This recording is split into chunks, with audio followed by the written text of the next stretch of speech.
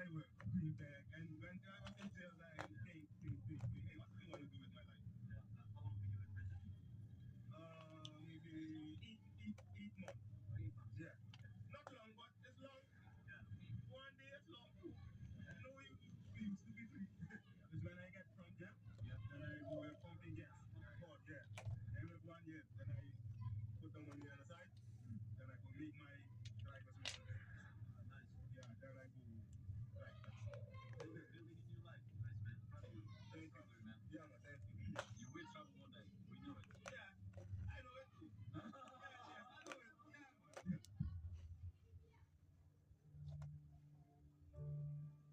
now arrived in the Old Town, Paramaribo, World Heritage listed and one of the most significant historical sites in all of South America.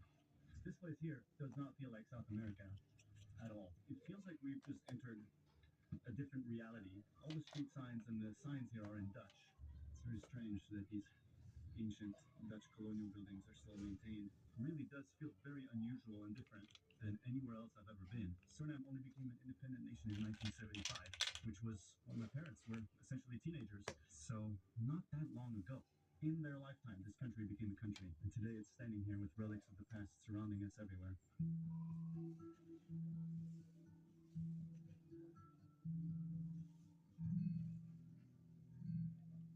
The main draw of this area was Fort Zeelandia. This fort behind us here was the center point of colonialism in Suriname. It was built by the British initially, then taken over by the Dutch, and this is where all of the slave trade, political power, economic center was ruled and managed from. It feels very strange to be here in such a peaceful location, but also to know that this fort behind us is home to some of the darkest history in the region. The mix of culture here makes it impossible to ignore the fact that this nation was not born like any other.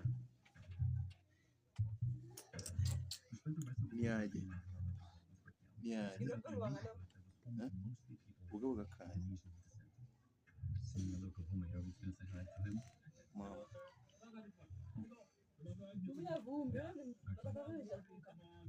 Imekuwa sport. Ushafunga? Wow. Nice to meet you, man. Nice to meet you. Unafeel aje? Unatengeneza nini? Anything to, from scratch. Je, alitoka alienda kwa best yake.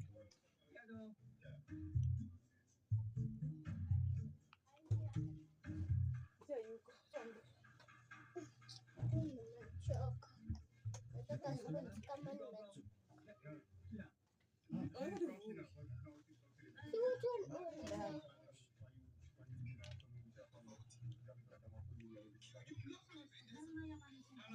Hiyo ni dawa yako.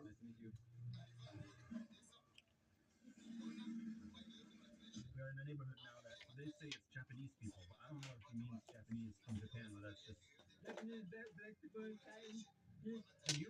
I'm Japanese. Japanese, yeah. Okay. Interesting. But your family, your ancestors, they're from Japan? I don't know. Indonesia. Okay. But people call you Japanese? Yeah. Ah, so they call you Japanese, but your family heritage from Indonesia. Yeah, Indonesia. Okay. I just understood. I thought people were saying Japanese. You're saying Japanese. From the island of Java in Indonesia. Japanese. That makes way more sense, actually. When you woke up this morning, you could see yourself in a multiple countries like you're doing today. No, I have no idea. Yeah, man. John, we remember you, man. Okay, thank you. As travelers, it's rare to find a set of countries that feel truly unexplored. These places have an unapologetic warmth to them, not curated and altered to be more comfortable for tourists, but instead just existing as they are. Sometimes when you travel, it feels like it's becoming easier to find familiar comforts everywhere. Coffee shops that look the same, Uber to take you where you want to go, and restaurants at walking distance. But here, it was the opposite. We had to search for it, and with the unexpected help of our two taxi drivers, we opened doors to the local life that we would never have been able to find otherwise. And beyond the shadow of Guyana and Suriname's dark past, a rare light of coexistence is shining. This is the love. Every single people. To be a black true always.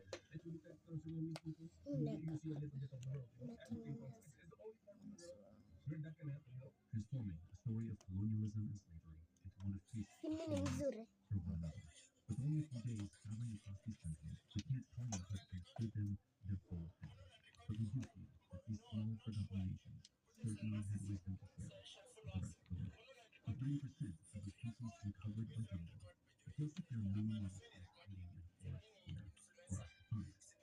However, the Amazon jungle is already awaiting us across the border in Brazil, where we are headed next in the search of one Nataka man kufanya rising as the umbwa. world's largest rainforest completely on his own.